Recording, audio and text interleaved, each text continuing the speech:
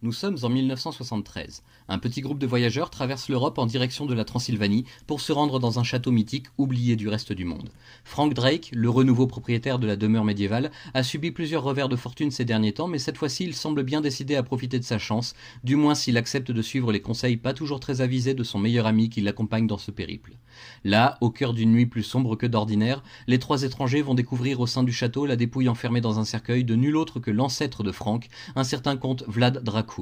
Personne ne croirait vraiment aux événements décrits dans le célèbre roman de Bram Stoker, n'est-ce pas? Pourtant, c'est avec une conviction mêlée de crainte que l'on retire le pieu de bois qui transperce le cœur du cadavre squelettique, qui reprend alors des couleurs, la chair revenant sur les os poussiéreux, une vie impie et maudite habitant de nouveau le corps décomposé. Ils n'avaient aucun moyen de le savoir à l'époque, mais leur vie allait être changée du tout au tout par ce geste malheureux. Car les légendes sont vraies, voyez-vous, tout est vrai et bien plus encore. Et ce soir, le terrible comte Dracula renaît une fois encore pour hanter la nuit des simples mortels, sa seule existence incarnant un suprême affront à la face de Dieu et de l'ordre naturel. Oui, Dracula vit à nouveau de sa non-vie contre nature, et avec lui reviennent également les hordes infernales qu'il a générées des siècles durant. Après avoir échappé de justesse à la fureur de son ancêtre, Frank reprend la direction de l'Angleterre et y fait la rencontre de Rachel Van Helsing, petite fille du célèbre chasseur de vampires qui a, un siècle plus tôt, réussi à stopper le comte dans sa terrible tentative d'invasion. Quincy Harker est là lui aussi, vieil homme dont les parents ont donné leur vie pour défendre un monde, ignorant tout de la menace qui planait sur ses habitants. Ils seront rejoints par beaucoup d'autres dans leur lutte contre le prince du mal, comme le mutique hindou Taj, ou encore le chasseur impétueux connu sous le nom de Blade, armé de ses célèbres couteaux de lancer en bois qui font des ravages dans les rangs des morts-vivants. Ensemble, ils combattront Dracula sur tout le territoire européen, ne lui laissant aucun répit, affrontant ses légions et ses sbires les uns après les autres, l'acculant plusieurs fois sans jamais réussir à le détruire totalement. À chaque fois qu'un plan est contré, une autre machination se met en place, les ramifications tentaculaires de l'esprit malade du seigneur des vampires ne connaissant aucun repos. À présent, le vieux monde tremble chaque nuit quand la lune perce les voiles de ténèbres de la campagne britannique, Londres ne trouve plus le sommeil et de très nombreux innocents devront périr dans la gueule infâme de la créature.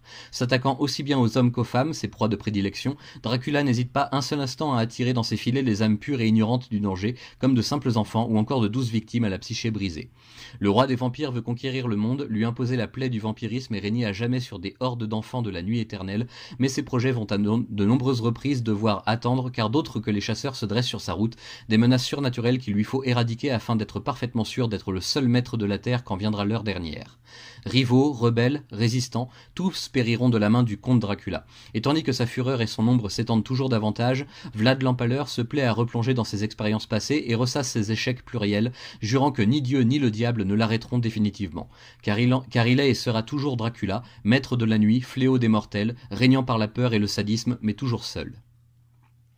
La série du tombeau de Dracula naît au début des années 70 grâce à un assouplissement involontaire de la très crispée Comic Code Authority qui permet alors à de nombreux artistes frustrés jusque-là de représenter la mort et certaines transgressions morales plus facilement dans leurs récits illustrés.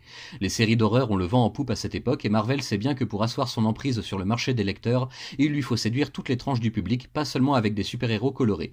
Très vite, des icônes de la culture littéraire classique et gothique refont leur apparition dans les pages des périodiques, dont bien évidemment Dracula en personne. Il faudra toutefois attendre le 7e numéro de sa nouvelle revue pour que le succès vienne enfin à la rencontre des artistes, grâce notamment à l'association géniale de Marv Wolfman le bien nommé et de Gene Colan la légende vivante, aidé par d'autres talents comme Tom Palmer et son ancrage des plus experts. Qu'ai-je pensé de ces quelques 31 premiers numéros compilés dans ce premier omnibus? Ma foi, je suis intéressé par le scénario, même s'il part trop souvent dans des directions éparses et assez rapidement brouillées, et le dessin est vraiment plaisant, surtout pour l'époque, mais ça reste trop classique à mon goût. L'inspiration principale vient des vieux films de la Hammer, où Dracula est vêtu comme un aristocrate du vieux monde, suranné et en faisant des caisses, et possède malgré lui de nombreuses faiblesses que ses adversaires peuvent exploiter, à commencer par son ego et sa fierté.